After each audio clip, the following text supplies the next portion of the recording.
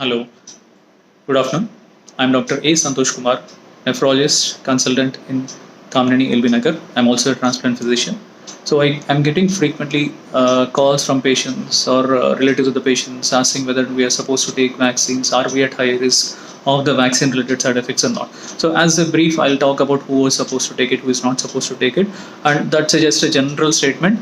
And any specific things are present, you need to again ask your doctor per se to identify whether you are at high risk or not. See, vaccine, any person who is more than 18 years of age can take a vaccine, any person. Now, as the vaccine is not easily available, that's the reason government has made some standard rules saying that those who are aged people more than 6 years old, so they are at high risk. So that is the reason they are given more priority for taking the vaccine.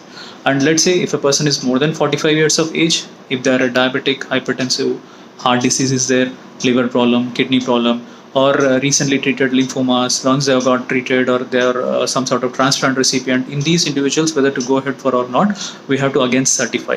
So we require a separate permission from the treating doctor saying that they are at higher risk or they require a vaccine at an earlier stage.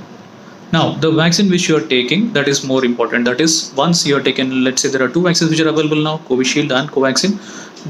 You require 2 doses. That is 1 month apart. You need to give it. So one vaccine which you are taking, you have to use the same vaccine after 1 month. You should not change the vaccines. So the other thing is, should we take the vaccine? Are we at high risk? Or those people who are not supposed to take the vaccine. Let's say you're taking a vaccine, you develop some allergic reaction. That is anaphylaxis like, meaning to say suddenly shortness of breath develop, BP drop down, patient developed some sort of bradycardia, heart rate changes are present. In these events, you are not supposed to take the vaccine. So that is one contraindication, meaning to say the person who has taken the vaccine is allergic to that specific vaccine. So you need to prevent from taking the same one. Second person who should not take, that is, recently they have been diagnosed to have COVID positivity, RT-PCR, or recently they got treated for COVID within a period of hardly 60 days. For those individuals also, we are not supposed to take vaccine till that 60 days period is over.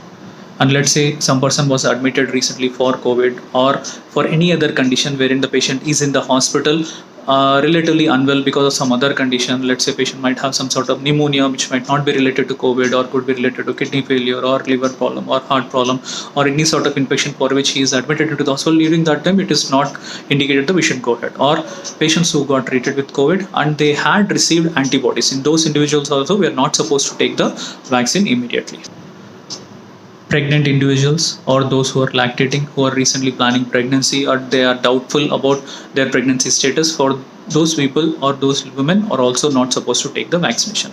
Apart from that, there are few conditions wherein patient-related conditions wherein we are not supposed to take a vaccine. One thing is clotting factor deficiency or platelets which are on the lower side.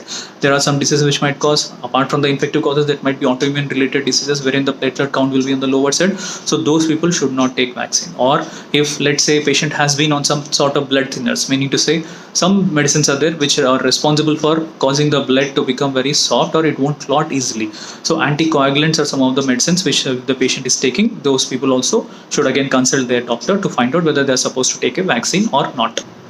Or if patients have some sort of genetic abnormality wherein they have a coagulation defect, that is, their blood doesn't clot properly, even in those individuals, they are supposed to ask their own concerning doctors to find out whether they are supposed to take it or not, depending on their risk. The frequent question which I am asked, let's say some of the patients are on steroids or they have undergone renal transplantation or because of some other condition they have been using steroids. Some other condition could be because of joint pains, could be related to the rheumatoid arthritis or some other connective tissue disorder related, they would have taken some steroids. So in those events, are we supposed to take medicines or not? There is no consensus, but the general thing is whenever we have a person who is on steroids, the vaccine efficacy comes down, meaning to say your body's ability to produce antibodies is on the lower side. That is the reason it is not useful for you to take it. Even if you take it, it might not be so much efficacious. I hope this short video at least clarifies your doubts. Everyone, at least it is spread to others so that everyone else gets the same idea about whether they are supposed to take the vaccine or not. And I hope that everyone takes the vaccine, those who are fit enough, and have a healthy and safe life.